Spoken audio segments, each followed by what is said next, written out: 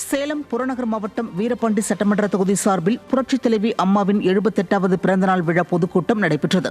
ஆட்டையம்பட்டி பகுதியில் சேலம் புறநகர் மாவட்ட கழக செயலாளர் இளங்கோவன் தலைமையில் நடைபெற்ற இந்த கூட்டத்தில் வீரபாண்டி தொகுதி சட்டமன்ற உறுப்பினர் ராஜமுத்து முன்னிலை வகித்தார். கழக கொள்கை பரப்பு துணை செயலாளரும் நடிகையுமான விந்தியா சிறப்புரையாற்றினார். அப்போது அவர் பேசுகையில், திமுக ஆட்சியில் திரும்பிய பக்கமெல்லாம் போராட்டம் நடப்பதாகவும், தமிழகம் தலைநிமிர வேண்டுமென்றால் அதிமுக பொதுச் செயலாளர் எடப்பாடி கே பழனிசாமி முதலமைச்சராக வர வேண்டும் என்றும் பேசினார். கழக நிர்வாகிகள் பலர் பங்கேற்ற இந்நிகழ்ச்சியில் பொதுமக்களுக்கு ஏராளமான நலத்திட்ட உதவிகளும் வழங்கப்பட்டன. திரும்புற பக்கம் எல்லாம் போராட்டம். இப்படி தமிழ்நாட்டில் இருக்கிற தமிழ்நாடே போராட்ட களமா மாறிக்கிட்டு இருக்கு. தமிழ்நாட்டோட நல்ல பேரெல்லாம் நாறிக்கிட்டு இருக்கு. தமிழ்நாடு மறுபடியும் தலை நிமிர்ந்து வரணும்னா அதிமுக ஆட்சிக்கு வரணும். எடப்பாடியார் முதல்வர் ஆகணும். அப்பதான் தமிழ்நாட்டுக்கும் தமிழர்களுக்கும் நல்ல நிலைமை வரும்.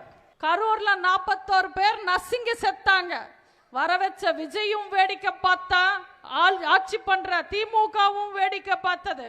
இப்ப மட்டும் அந்த அம்மா இருந்திருக்கணும். கர்நாடகால அணை கட்டுறாங்க, கேரளால அணை கட்டுறாங்க. இந்த திமுக அரசாங்கம் கண்ணை கட்டி வாயை கட்டி வேடிக்கை பார்க்கறாங்க. இப்ப மட்டும் அந்த அம்மா இருந்திருக்கணும். போலீஸ் ஸ்டேஷன்ல இருந்து மார்க்கெட் வரைக்கும் ரவுடிங்க ராஜ்யம் ஆயிடுச்சு இன்னைக்கு தமிழ்நாட்டில். இப்ப மட்டும் அந்த அம்மா இருந்திருக்கணும். இப்படி அந்த அம்மா இருந்திருக்கணும், அம்மா இருந்திருக்கணும், அம்மா இருந்திருக்கணும்னு எல்லாம் பேசுறாங்க. அந்த அம்மா இருந்திருக்கணும்னா போன தேர்தலில் திமுகவுக்கு ஓட்டு போட்ட அத்தனை பேரும் சும்மா இருந்திருக்கணும். அப்போ அம்மா மாதிரி நம்ம அண்ணன் எடப்பாடியார் இருந்து ஒரு தாய்மானவரா நம்ம எல்லாருக்கும் நல்ல ஆட்சி கொடுத்திருப்பாங்க.